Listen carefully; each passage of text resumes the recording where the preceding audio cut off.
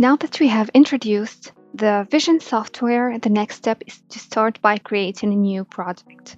So, first of all, click on New, then choose the name of the project. I'm gonna choose a basic name like New and Project. Be careful not to use space when choosing a name. Also, as special characters, we should avoid them when creating a name of the project.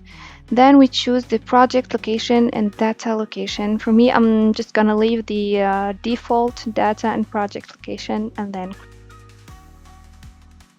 click on create. Now that we have created our project, we can consult freely our different applications and visualize each one of them.